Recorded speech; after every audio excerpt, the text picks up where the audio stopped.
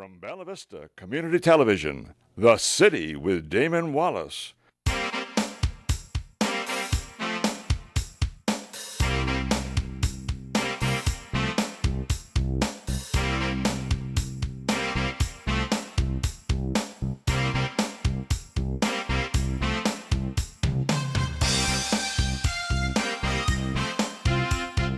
The City with Damon Wallace, a program exploring the happenings in Bella Vista and our surrounding. And now, here's Damon.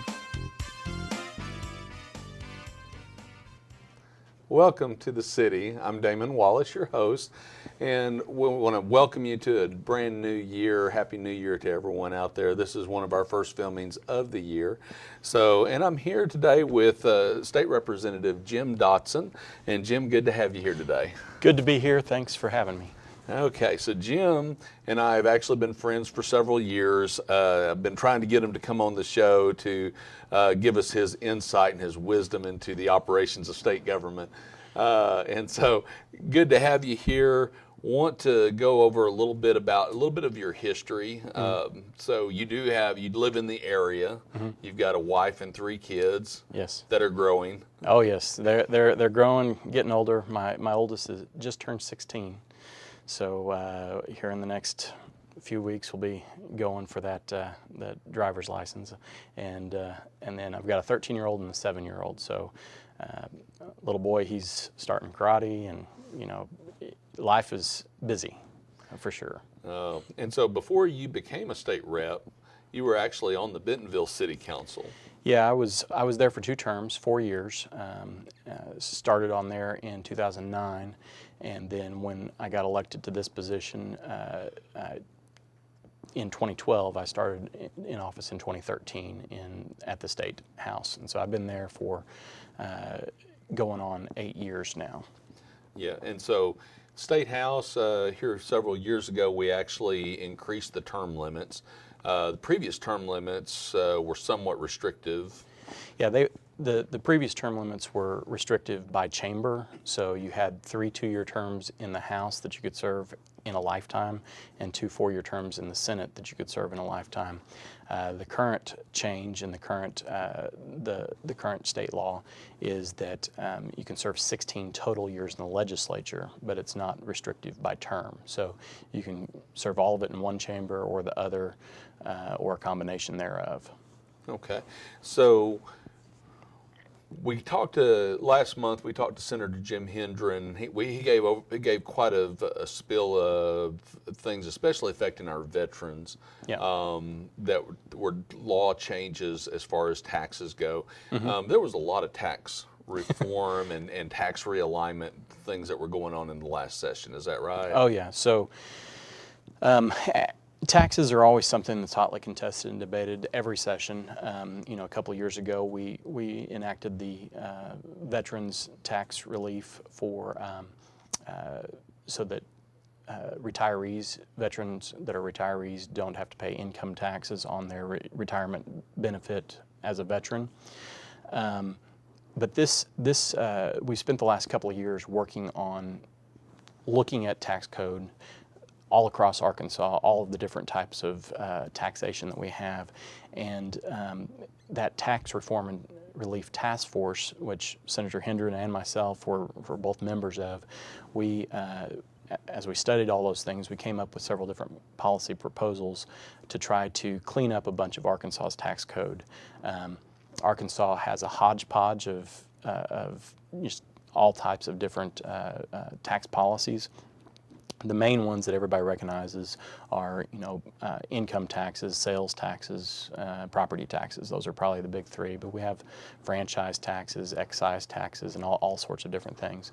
And then, of course, there's also fees. There's 2 ways to spell tax. It's TAX and FEE, and those have the same effect on a hardworking Arkansas taxpayer, and that is it takes it out of their pocket and puts it in the control of the government's pocket. So, over the course of a session, you debate all of those types of things. I think we had some good victories, in my opinion, and we had some things that I didn't like and didn't vote for, and defeats, in my opinion. All in all, we had some of the best tax reforms that Arkansas State's ever had with regards to personal income tax rates being reduced, corporate income tax being reduced, so we're no longer the highest in our region in both of those areas. Those will be phased in over the next couple of years. And that's been kind of a topic on discussion, I know, at the state level for several years. Yes. Is that with our neighboring states, Arkansas was actually one of the highest taxed on businesses and personal income. Absolutely. We were at a 7% income tax rate when I started in the legislature as far as our highest marginal income tax rate, and that was at everybody that was making $34,000 a year and more in 2012 and before. We will now, after this session, when it's fully phased in, our top rate will be 5.9%. So it doesn't sound like a huge drop in percentage, but it's millions of dollars in reduced revenue to the state. But it's also, anytime you reduce revenue to the state, you increase revenue in the pockets of Arkansans that are paying those taxes. So it's a big benefit to those that are going to be using those resources, but it's also a big benefit when you talk about corporate tax rate. We were at 6.5%, and that will also come down to 5.9%, which enables a lot more business investment, capital investment, growth of jobs, and opportunity for Arkansans all across the state. So, and businesses that are located in other states already, they look at things like that before they decide to expand into any state. Absolutely, and they don't just look at those tax rates that most people recognize, like your income taxes and your sales tax and property tax things, which are very important. But they also look at some of the accounting nuance tax policy things like net operating losses, which are is kind of how much capital a business can write off and for how long. And so we extended that period of time so it increases the attractiveness for investment in the state of Arkansas by business, including another component that's called the single sales factor apportionment. Yeah, I was going to ask you about that. So the single sales factor apportionment is basically for multi-state corporations that encourages more manufacturing investment. I mean, that's and manufacturing is, and I've said this for a long time too, is that manufacturing is kind of that bedrock for any state or any economy, I should say, even the American economy Absolutely. too. Manufacturing is one of those things. So if we can have more manufacturing here in Arkansas, you typically have higher wages with that and a higher standard of living. Oh, absolutely. I mean, we have, you can't do anything without products. So if you're manufacturing products, then those products can be sold, and if they're being manufactured here in Arkansas, that not only helps with the jobs for the manufacturing sector, but also for the transportation sectors. We're shipping those out. We're centrally located in the United States, so we can go any direction in the country and have a very good supply chain for those manufactured goods right here in Arkansas. And we're abundant in natural resources as well in order to those sectors of the economy. So it's really good overall if we can get that tax policy mix right, where we're attracting business investment and growth into our area. Then we'll have more availability of jobs, and with low unemployment that we have in the state right now, it really puts pressure on those wages to go up. So. And one of the things that helps too with attracting the different businesses in that you focused on too was streamlining a lot of the tax laws this last session. Yeah. So without getting too much in the weeds of tax policy, which I'm sure many of your listeners are probably already asleep for, we did a lot of nuanced things that the franchise tax was at an odd time each year the businesses have to deal with. We streamlined that.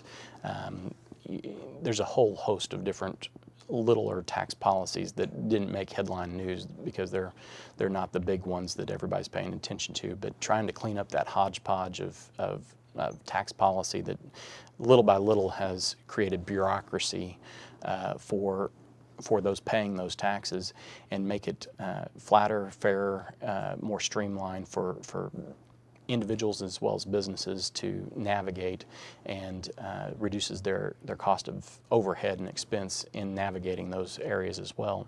Makes Arkansas more attractive to stay here and to have business investment and growth. Okay. So now we'll move away from taxes a little bit, try to wake everybody up again, because it's not a very interesting topic to most people. Yeah. But you did something unique. It was this last session, I believe, with the "In God You Trust" plaques. Okay. Yeah. And so tell us a little bit about that. So it really started a couple of years ago, and in 2017 passed a law. It's called our National Motto Display Act, and expanded on it this session. Really, the initial statute was, as you get something and it starts to be implemented, then you find out where the holes might be in it or the tweaks need to be made. And so that's really what this session we did, was we expanded on it and clarified a bunch of things within that statute. But the "In God We Trust," our national motto, the U.S. National Motto Display Act, basically allows for individuals and entities to donate either frame copies or durable posters to public buildings maintained with state funds, including all educational institutions, classrooms, and libraries. So whether it's K through 12 or institutions of higher education, the classrooms and libraries of those, if someone donates a framed copy of that poster, they have to display it in a conspicuous place on their walls. And so it's part of our national heritage and history, and it's on every coin, it's on every piece of currency that we print in the United States. It is our national motto, and I have a belief that it needs to be put up in all of our buildings, just like our U.S. flag. Okay. So now we'll go back into a little bit of mundane stuff. So you were telling me about some differences in rules and regulations. Yeah.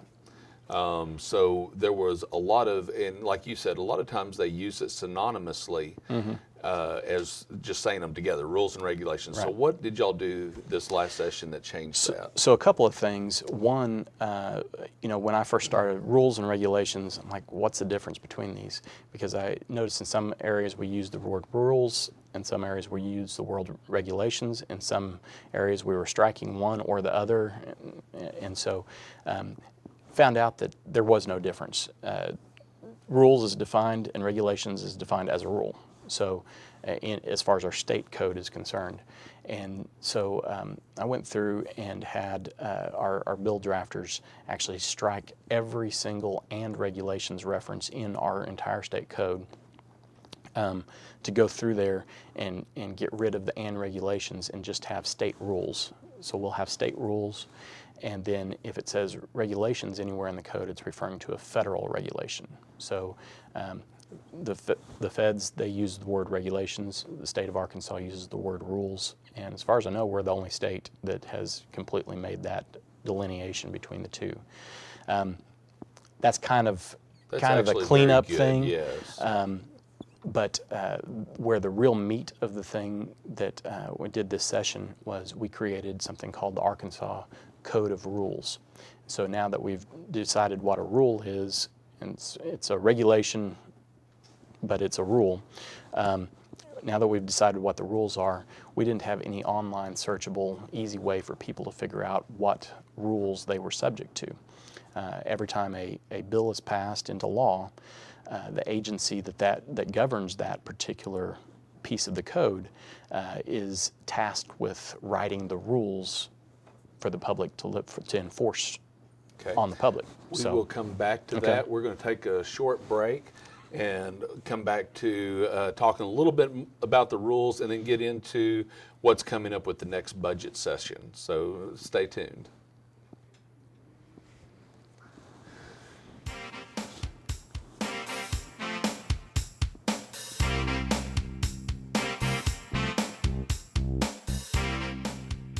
You're watching The City. We'll be right back.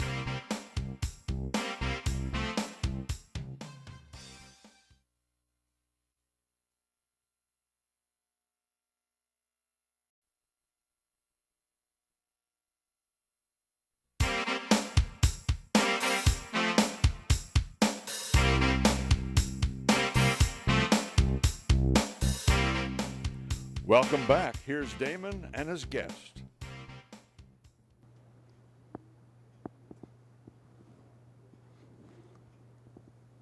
Okay, we were finishing up with talking about some regulation changes.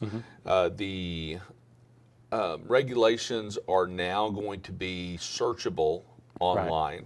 Over the next 4 years, each entity in the state government is required to get everything posted online so that we can actually, as the citizens, go on there to search up what rules affect us personally and in our businesses. Those agencies, they actually enforce and carry out their mandate by rule.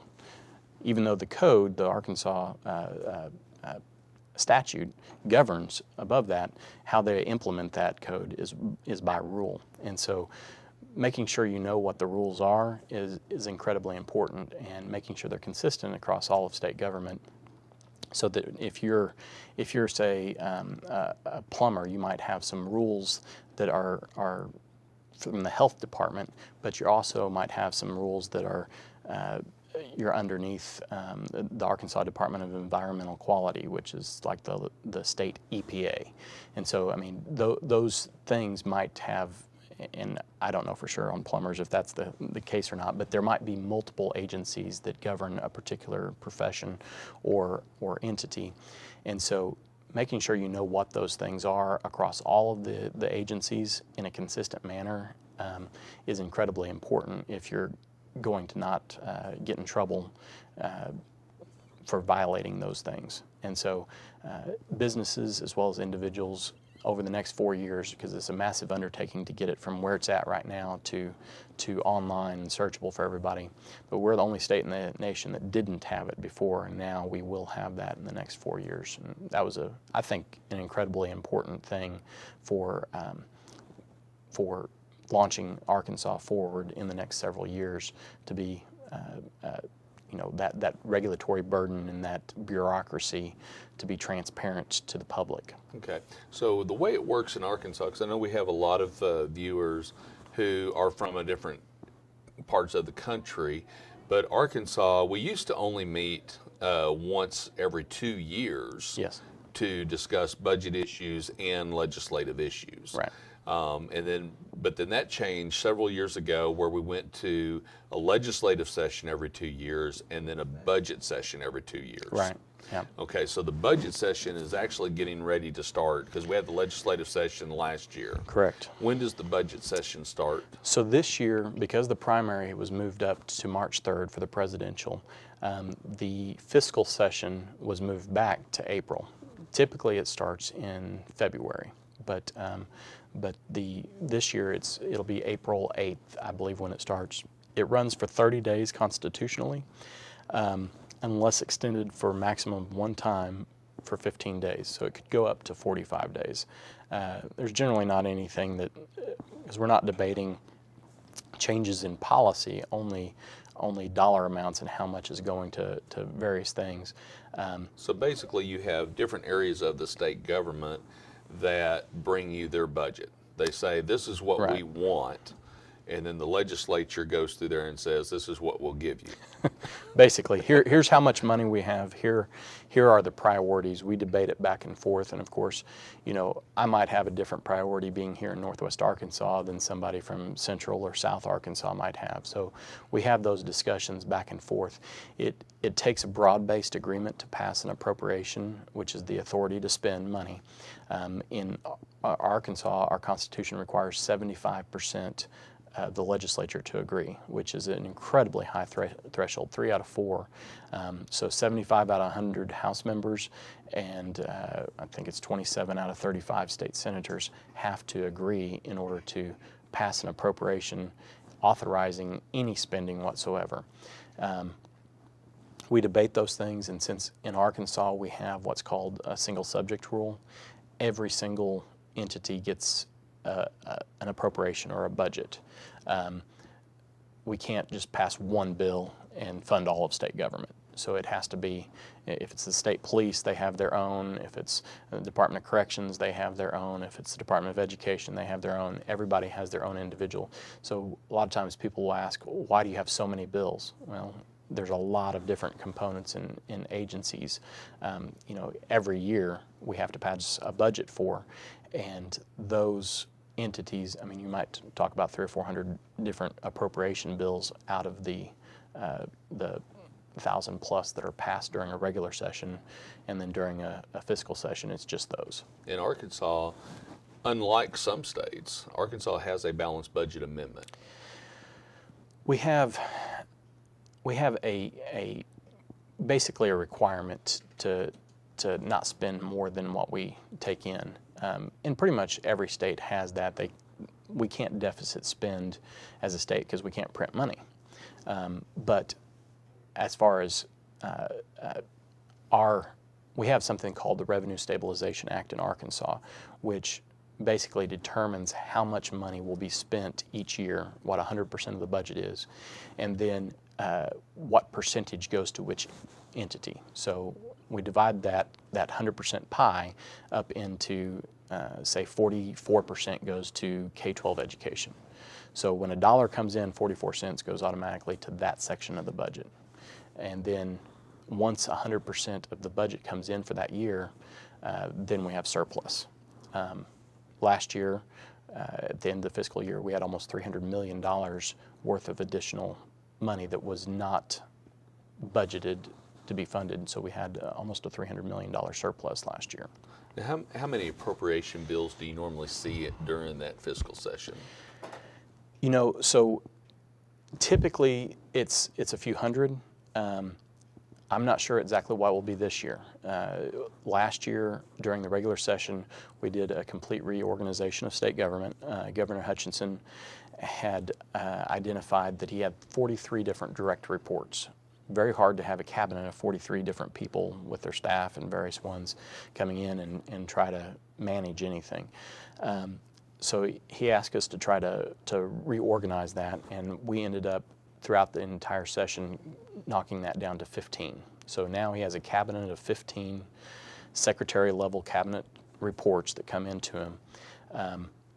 Well, all of those 43 different entities had subsections of their budgets and different things like that. Now they'll be under 15 different heads. So I'm not sure how many we'll have this time. I think it'll be a reduced number, but we'll be continuing to debate the details of how that's going to operate this session, because this is the first time we'll be doing it. So there's some big budget items on there. We were talking a little bit about that before the show. One of them that just now kind of came to me was roads. Yep. Is a big one, but also we were talking about the Medicaid budget. Yeah. So roads, probably contrary to a lot of what people realize, is since we have in our Constitution a highway commission that's constitutionally separated from the legislature, we appropriate the money, but we don't determine how it's spent. So really, as far as roads are concerned, it's a very difficult thing for the legislature to determine where a road's going to be built or spent. The commissioners control a lot of that. What was the other? Medicaid. Medicaid, it's always a hot topic. It grows every single year. It's the elephant in the room that's swallowing the majority of our budget. We don't have a lot of general revenue that goes to roads. Most of it's directly defined as a fuel tax, and it goes directly to the highway department. So we're not directly controlling that money. But with Medicaid, that is a significant piece of our state budget. So our state general revenue that comes in that we appropriate, and we determine how it's kind of spent. Most of Medicaid spending is a federal state match, and the biggest bulk of it is a 70-30 state match. A few years ago, there was a Medicaid expansion that under a previous presidential administration, termed Obamacare, that came to Arkansas, and that portion of the budget for the first 3 years was 100% federal, and then it started to slowly become part state revenue with a 90-10 split. 2020 will be the first year that we have the full 90-10. So we'll be responsible for 10% of that, which that's about $2 billion a year total spending of the overall, I think, close to $8 billion in Medicaid spending. So our portion of that will be an additional $200 million a year over what we had been spending. So that's been growing a little bit more than normal every single year since 2014. Yeah, healthcare costs are not going down. Yeah, I mean, Yeah, they've continued to increase, but Yeah. that portion of it, we've taken Yeah. on a lot of additional responsibility as the state, and those decisions that were made back then are coming home to roost as far as we're now having to pay for them. And so our portion of it will be full load starting in 2020. Okay. So we have about, we were talking before this, into the general revenue fund, about $7 billion. Yeah, roughly. I mean, so we have what's called gross general revenue, and that's made up primarily of sales taxes, income taxes, personal and corporate income taxes, and those types of components.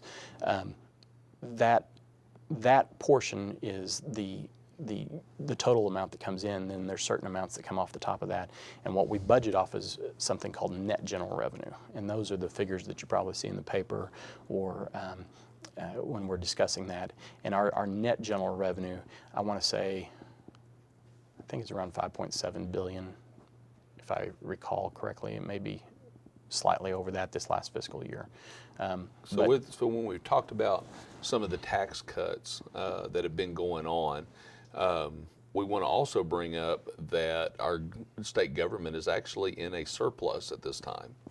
Yeah, so state government, we've had, as far as our budgeting is concerned, we've had banner years as far as revenue that's been coming in.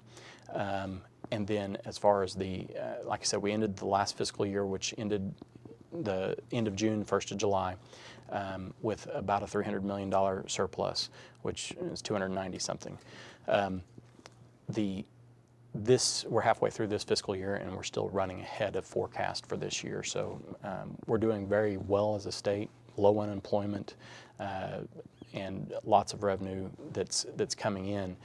We're also reducing the tax rates, which is, I think, helping spur the economic growth and activity in the state, so encouraging more business development, and that's in expanding the size of the pie that we have coming in. So okay, well, a lot of good information, Jim.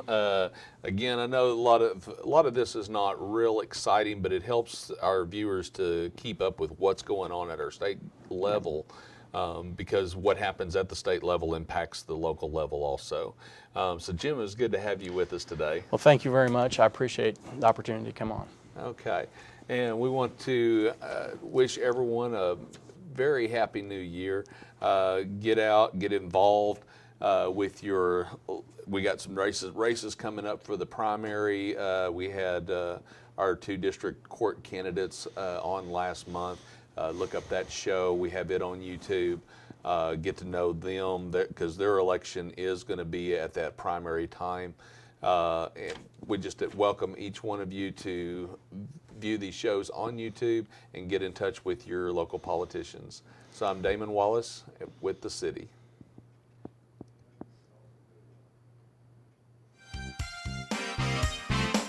You've been watching The City from our studio in the highlands of Bella Vista. If you have topics you would like to see us explore, just let us know.